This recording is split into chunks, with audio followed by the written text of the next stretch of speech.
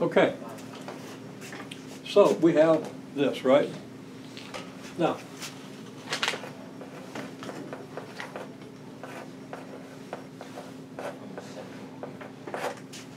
(19) is 5 times b to the 10th over b squared, right? And what's your law of exponents? If you're multiplying, what you multiply b to the 10th by b squared, what do you get? Did you say multiply? Yeah. 12. Yeah. Because you get 12. 10 b's, b to the 10th means b 10 times, right? And b squared means a couple of them. Well, now you got 10 of them, and you got 2 of them, meaning you got 12 of them, right? Yes. 8 of them. Okay? Now, here, though, you got 10 of them in the numerator and 2 of them in the denominator, right? Well, you can group 2 of them in the numerator with those 2 in the denominator and get b times b over b times b, right? Which leaves you 8 of them. Make sense? Makes sense. Now, we'll do more with that in the MCR next time. But I'm not going to take class time here over something that you're really supposed to have mastered in Algebra 1. Okay? For 2 reasons. One is you probably knew it pretty well at one time, so you get it back. Okay? Another is we just can't teach Algebra 1 in a pre-calculus course. In the MCR we can.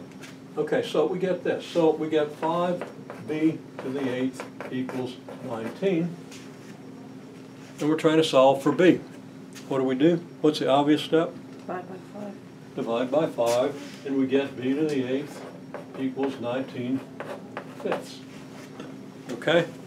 Now what's the next step? This is one that's not going to be as obvious to everybody, and I'm not going to drag it out of you, I'm going to just tell you. But we've done it. Square root of a. I'm sorry? The square root of a. Well, the 8th root, yeah. But I'm going to write it this way because I'm going to write it in terms of fractional exponents. I don't particularly like to use radical exponents in this class because they're somehow more confusing. If you understand fractional exponents, then it's easy to go to radical. I mean, when I took this course, you know, when I took algebra, I always converted rational exponents into fractions and did the fractions because I think it's just inherently easier. You can do it either way, but here's how I'm going to do it because it's more obvious that you're using the laws of exponents